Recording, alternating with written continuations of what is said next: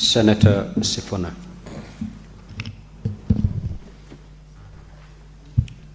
Speaker, thank you for your indulgence to allow us to skim through some of the reports that the committee has presented to the floor of the House.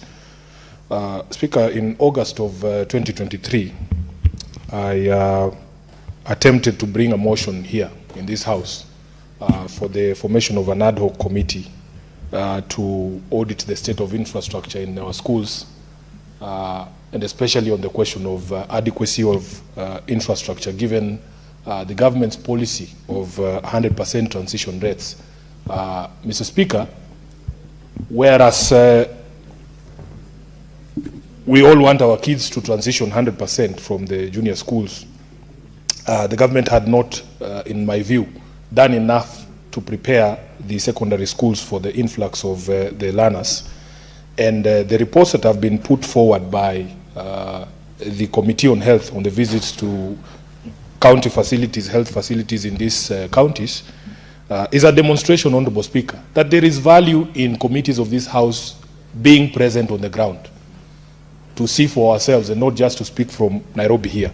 I had hoped that had that motion passed, Honorable Speaker, we would set up that committee, and maybe some of the things that we saw happening at Utumishi would not have happened.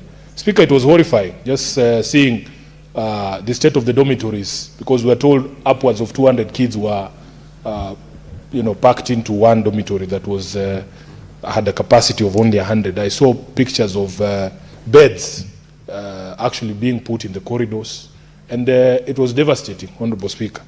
At that time in August of 2023, I was told that the Senate did not have enough resources for us to support the activities of that committee. Now, if you balance what we would have spent, and I think the budget was about 10 million shillings to audit infrastructure in our schools, and the cost of one life, Honorable Speaker, then maybe we need to reconsider some of these things.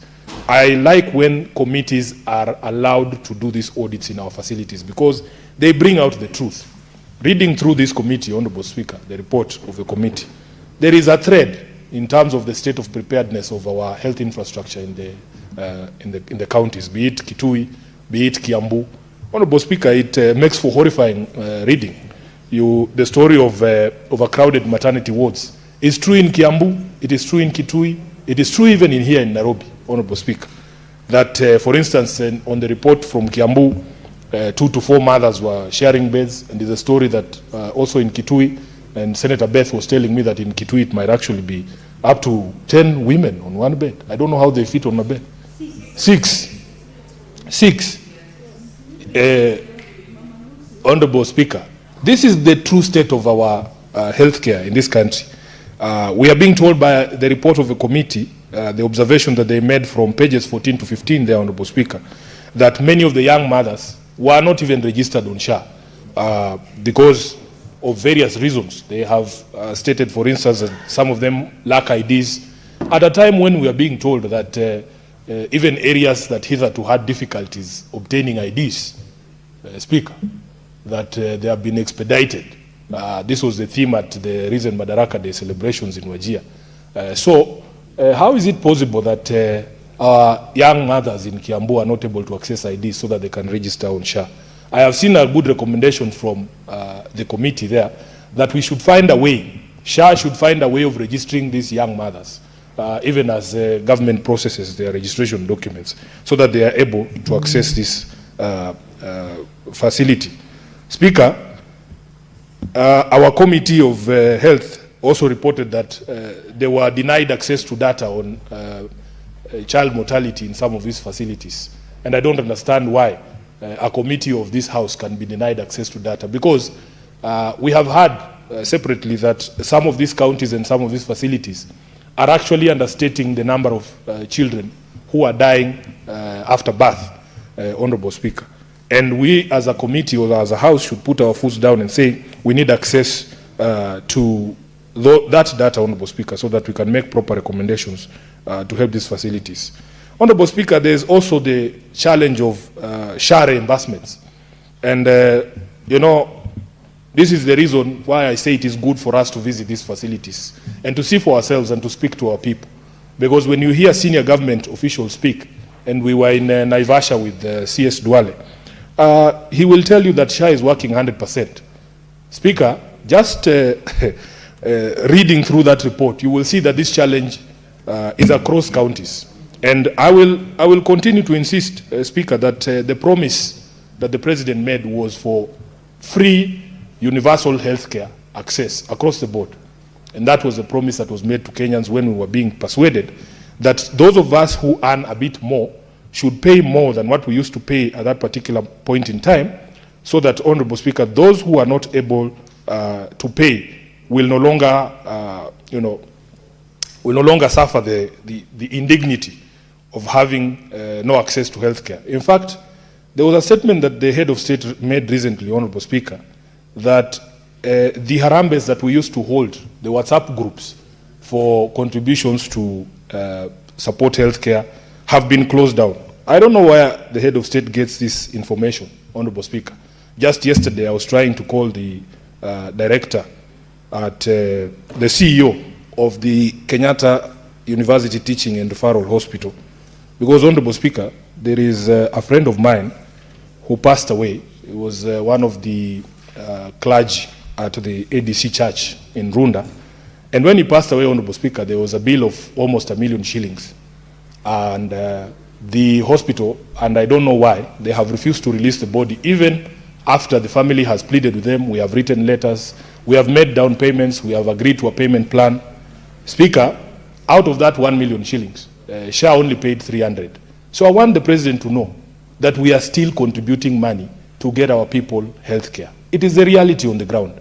And you can see, Honorable Speaker, that even the report of the committee is saying even the facilities themselves are struggling because SHA is not giving the reimbursements in good time. And this is true at Mama Lucy Hospital. We have a debt that is owed to Mama Lucy and all the other facilities here in Nairobi, and we're being told the same is the situation in Kitui, the same is the situation in other places like Kiambu.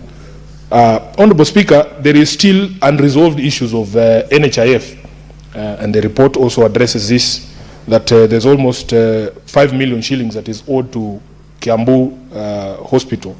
I think the teaching and not the teaching, the Kiambu level 5 hospital from the old NHIF. I don't remember which month we were in Naivasha with the CS, but I remember him giving us some timelines within which the question of the legacy debts of NHIF would be resolved. I think as a house we need to bring him back here, because there was reports that he was supposed to give us on what the ministry is doing to address those legacy debts. I have seen complaints about the quality of food in inpatient wards, Honorable Speaker. They have complained about the quality, the portions, even unhygienic presentations, and one that is quite hilarious that the committee noted, or they were told that the food doesn't even have salt, Honorable Speaker. By the time we are discussing salt in food, there's a big problem there, Honorable Speaker, which is why we must continue to insist that counties be given their monies in time and in accordance with the Constitution for them to be able to undertake these devolved functions. The only ray of light, Honorable Speaker, I've seen is at page 29 of that report. For the first time, I'm seeing that at Kiambu Referral Hospital, that they had a properly stocked pharmacy, that there were actually drugs at Kiambu Referral Hospital. They were well stored, well managed, with proper records.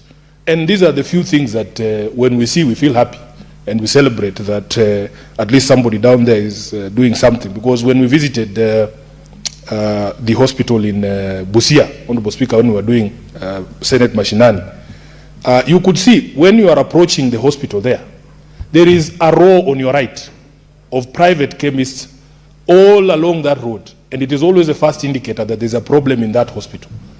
That somehow the systems in the public facility is such that you ensure you can guarantee business for the private pharmacies outside. So I am happy that at least that is not happening in Kiambu Referral Hospital. According to the report of the committee, they have said they also saw digital X-ray that is serving almost 100 people per day. It is suspended on the ceiling, and I've seen the photos there. They also reported that Karuri Health Center, Honorable Speaker, is one of the most well-managed facilities they have seen. They have digitized their systems. So we will give Kiambu their flowers for the things that they are doing, and maybe encourage other things, other counties to also follow suit. The story of mortuaries is the same across the country. When we were in Busia, same problem. The same mortuary that Busia has had since independence, Honorable Speaker, up to today, and is in a bad state. Dilapidated mortuaries is a theme across the report, and Honorable Speaker, we continue to reiterate that something has to be done. And when you look at the totality of all of this, Speaker, and then you ask ourselves, is it really true, Honorable Speaker, that our state of healthcare is such that we could be able to deal with any medical emergency in this country? The report paints a different picture. And this is why when Senator for Kitui Wambua was submitting, he said that the concerns that Kenyans are raising about this Ebola facility in Nanyuki is actually a valid concern. We have proposed to the President that instead of us transferring patients from DRC to come and receive treatment here, I think that the US government should grow the capacity of the DRC itself to ensure that that disease does not leave the borders of the DRC, and all of us will be safe, Honorable Speaker. If the money that has been pledged towards this project is given to President Tshisekedi, he should be given that money for him to be able to put up those centers there and be able to contain Ebola within their borders, although now we are hearing reports of even deaths in Uganda, Honorable Speaker.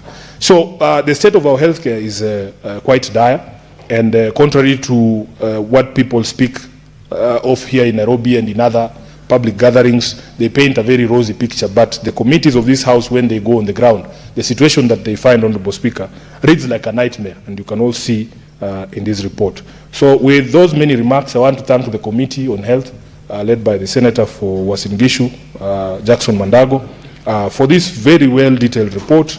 They have highlighted challenges, they have highlighted things that they feel need improvement. They have given flowers where they are due, Honorable Speaker, as the case in Kiambu Referral Hospital with their drugs or their pharmacy, and given proper recommendations here. And I think and I hope that once we adopt this report, some of these recommendations will be taken into account and implemented, so that we can give our people assurance that the quality of healthcare in this country is as portrayed by some of the leadership in this country. Thank you, Honorable Speaker.